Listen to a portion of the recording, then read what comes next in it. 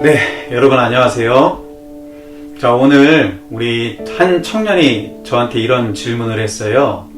이제 최근에 코로나 사태와 관련해서 이태원에 확진자가 나오면서 많은 사람들에게 이제 전파되는 일들이 일어났고, 또 그 중에서 한 사람이 이제 또 혹은 여러 사람일 수도 있겠고요.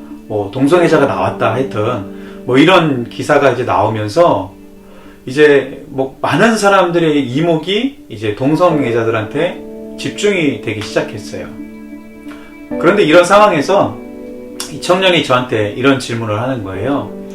목사님, 도대체 동성애가 뭐가 잘못됐습니까? 이 동성애가 잘못됐다라고 하는 건 알고는 있는데 구체적으로 뭐가 문제입니까? 이걸 성경적으로 어떻게 봐야 합니까? 라고 하는 질문을 저에게 했고요. 오늘은 이제 그 질문에 대해서 한번 생각해 볼 수 있는 시간을 가지려고 합니다.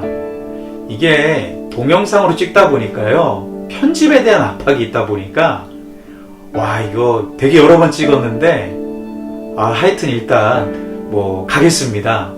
네, 이 이야기를 하기에 앞서서 가장 중요한 건 뭐냐면요, 한 가지 전제를 깔고 가야 되는 게 있어요. 그게 뭐냐면 요즘 사람들이 어떻게 생각하는지를 먼저는 조금 이해할 필요가 있다는 거죠. 요즘 사람들이 많이 생각하는 것 중에 하나는 뭐냐면요, 개인의 자유가 굉장히 중요하다. 그리고 이 자유는 존중받아야 된다. 그러나 이 자유를 존중받는 조건 중에 하나는 뭐냐면 남에게 해는 끼치지 말아야 된다. 이런 이야기를 하고 있어요. 여러분 어떻게 들어보면 이 말 되게 맞는 것 같죠?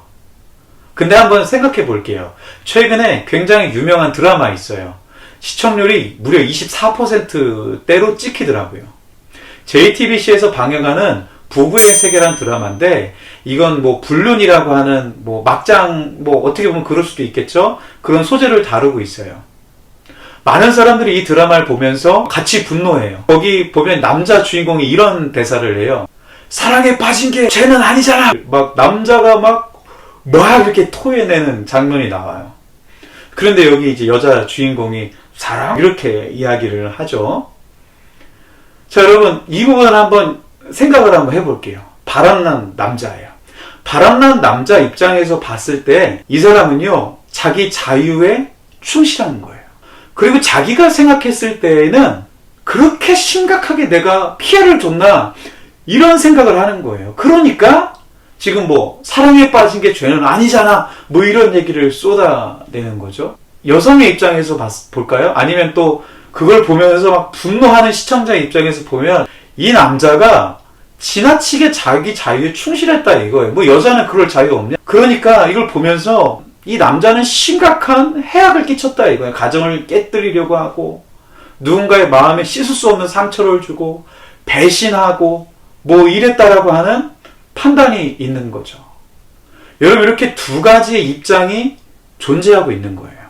자, 오늘날의 우리가 자유에 충실한다, 남에게 해를 끼치지 않으면 된다라고 하는 건요, 항상 이 두 가지 모순점에 설 수밖에 없어요. 분명 내가 생각했을 때에는 남에게 해를 안 끼쳤다고 생각할 수 있지만 해를 끼칠 수 있는 거고요. 또 내가 봤을 땐 자유라고 하지만 상대방이 봤을 때에는 그거 너무 과한 거 아니야? 라고 생각할 수 있다라는 거죠. 여러분, 이 둘의 양쪽 극단에서 적절한 중심을 잡고 자유를 추구하고 개인의 욕망을 건강하게 추구하기 위해서 어떻게 해야 되냐? 적절한 합의점과 기준이 필요한 거예요.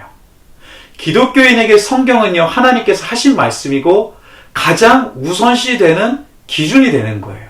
성경이라는 기준에 우리가 순종해야 되는 거예요. 이 순종이 우리의 자유를 빼앗아가는 것처럼 느껴지지만 우리는 이렇게 일정 부분 포기함으로 말미암아 하나님 안에서 진정한 자유를 누릴 수 있게 되는 겁니다. 그래서 제가 가장 첫 번째로 이 기준에 대한 이야기를 여러분에게 드린 거예요. 자, 그럼 두 번째로는 성경은 도대체 무엇이라고 말하고 있는지를 보겠습니다. 창세기 1장 1절에서부터 3절까지 말씀을 보면은요, 창조에 대해서 기록을 하고 있습니다. 1장 2절에 보면요, 땅이 혼돈하고 공허하고 흑암이 깊음 위에 있다라고 이렇게 말하고 있어요. 그러니까 혼란스러운 상황인 거예요. 그런데 창세기 1장 3절에 보니까 빛이 있으라 하니까 빛이 있었고 혼란함이 사라졌죠. 그 다음부터 이제 하나님께서 창조를 6일에 걸쳐서 하세요. 혼돈과 공허가 아니라 질서 자체를 또 만드시는 거죠. 두 번째로 성경에서는 이렇게 말하고 있어요.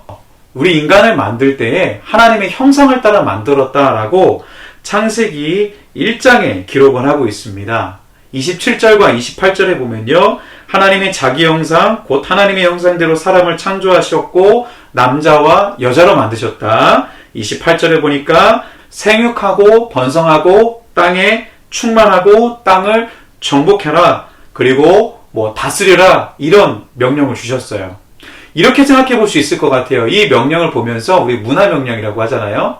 문화명령을 보면서 야 무조건 하나님께서 애를 잘 낳아야 된다 이런 얘기를 하는 건 아니냐 이렇게 볼 수도 있겠지만 저는 꼭 이렇게 보기는 어려울 것 같아요. 왜냐하면 만약에 부부가 난임이다 이러면 이거 하나님한테 자기가 원하지 않게 범죄하는 게 되잖아요. 그러니까 이렇게 해석할 수는 없는 거죠.